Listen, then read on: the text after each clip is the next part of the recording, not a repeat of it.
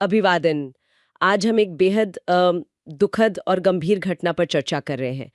अहमदाबाद में air India की उड़ान AI 171 का जो हादसा हुआ है। जी हाँ। हमारे पास इस पर जो शुरुआती समाचार रिपोर्टें आई हैं और कुछ विशेषज्ञ विश्लेषण है, हम उन पर बात करेंगे। कोशिश रहेगी कि इस बातचीत में हम दुर्घटना के अहम पहलुओं को समझें और देखें कि शुरुआती जांच किस तरफ जा रही है। हाँ, ये वाकई एक बहुत ही दुर्भाग्यपूर्ण घटना है। ये फ्लाइट लंदन जा रही थी। बोइंग 787 8 ड्रीमलाइनर था जी। और इसमें करीब 240 लोग सवार थे, शायद उससे भी ज़्यादा। हम्म। और ये टेक ऑफ के कुछ ही देर बाद अहमदाबाद का जो रिहायशी इलाका है, मेघानी नगर, वहाँ पर यह हादसा हो गया। और शुरुआती रिपोर्ट्स तो यही बता रही हैं कि दुर्भाग्यवश कोई जीवित नहीं बचा। बहुत दुखद।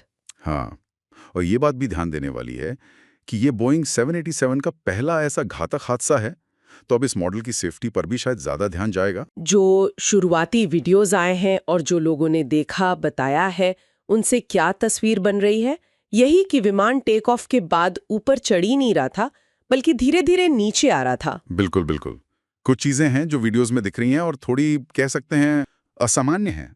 पहली बात तो ये कि विमान का लैंडिंग गियर वो टेक ऑफ के काफ़ी देर बाद भी नीचे ही दिख रहा था। अच्छा। हाँ, आमतौर पर उसे जल्दी ऊपर खींच लेते हैं ताकि हवा का दबाव, वो ड्रैग कम हो। हाँ हाँ। दूसरी चीज, विमान के जो विंग फ्लैप्स होते हैं वो भी जैसे वापस खींचे हुए, मतलब रिट्रैक्टेड लग रहे थे। टेक ऑफ के तुरंत बाद? हाँ, जबकि टेक ऑफ के लिए तो फ्लैप्स एक्सटेंडेड चाहिए होते हैं, ज्यादा लिफ्ट के लिए। उन्हें इतनी जल्दी वापस नहीं खींचते।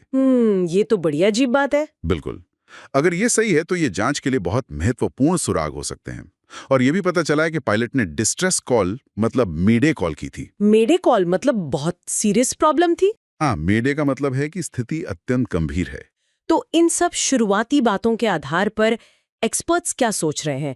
क्या कारण हो सकते हैं इसके पीछे? देखिए, अभी तो सब अटकलें ही हैं जब तक जांच पूरी नहीं होती, पर कुछ मुख्य सिद्धांत हैं जिन पर बात हो रही है। पहला है मल्टीपल बर्ड हिट्स, मतलब कई सारे पक्षियों का टकरा जाना। अहमदाबाद एयरपोर्ट के पास तो ये समस्या रही है ना? हाँ, पहले भी ये दिक्कत रही है। तो एक थ्योरी ये है कि शायद कई पक्षी एक साथ दोनों इंजनों से टकरा गए हों और उससे इंजनों ने एकदम से काम करना बंद कर दिया हो। जिस तेजी से प्लेन नीचे आया वो थोड़ा इस तरफ इशारा करता है। और? दूसरा है इंजन पावर लॉस, या कह लीजिए थ्रस्ट इशू। मतलब इंजन से जितनी ताकत मिलनी चाहिए थी टेक ऑफ के लिए, वो शायद नहीं मिल पा रही थी। कुछ ऑडियो एनालिसिस की बात हुई है कि क्या टोगा पावर, मतलब टेक ऑफ के लिए जो मैक्सिमम पावर होती है, वो लगाई गई थी, लेकिन वो अभी तक कुछ पक्का नहीं कह पा रहे। पर विमान का जो रास्ता था वो अपेक्षित चढ़ाई नहीं दिखा रहा था। मतलब इंजन पूरी ताकत दे ही नहीं रहे थे? ऐसा लग रहा है, या तो बर्ड हिट से या किसी और तकनीकी खराबी से। और क्या कोई इंसानी भूल या विमान की सेटिंग में गड़बड़ी का भी शक है? हाँ, वो भी एक एंगल है जिसे देखा जाएगा। तीसरा सिद्धांत है गलत कॉन्फ़िगरेशन या मानवीय भूल। जैसे हमने फ्लैप्स की बात की, क्या टेक ऑफ के लिए विमान की सेटिंग, जैसे फ्लैप की पोजीशन, वो सही नहीं थी?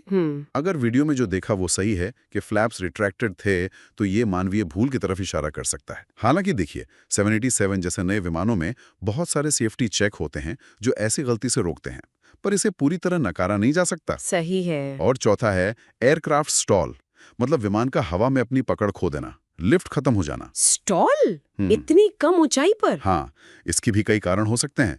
जैसे विमान का वजन बहुत ज्यादा हो, क्योंकि लंदन की लंबी फ्लाइट थी, फ्यूल पूरा भरा होगा।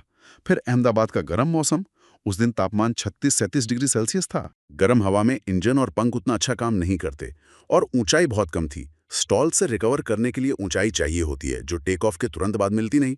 तो ये भी एक संभावना है। तो ये सारे पहलू हैं जिन पर जांच होगी, पर जैसा आपने कहा, ये अभी सिर्फ सिद्धांत हैं। असलियत तो जांच के बाद ही पता चलेगी, है ना? बिल्कुल बिल्कुल।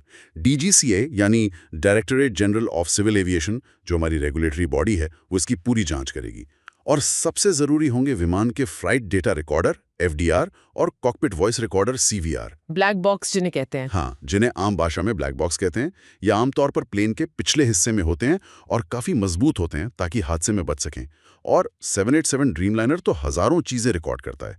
तो उम्मीद है कि इन्वेस्टिगेटर्स को जल्दी ही काफी अहम जानकारी मिल जाएगी कि आखिर उस वक्त हुआ क्या था। इस बीच जहां ये हादसा हुआ, वहां तो बड़े पैमाने पर बचाव और राहत का काम भी शुरू हुआ होगा। हम बिल्कुल, NDRF, रेलवे, सेना की टीमें सब मौके पर पहुंची। अहमदाबाद पुलिस और एयर इंडिया ने हेल्पलाइन नंबर्स भी जारी किए हैं। हाँ, मैंने पढ़ा यूके के विदेश कार्यालय ने भी हेल्पलाइन शुरू की है क्योंकि विमान में ब्रिटिश नागरिक भी थे काफी। हाँ, ये एक तरह से अंतर्राष्ट्रीय ट्रेजेडी भी है।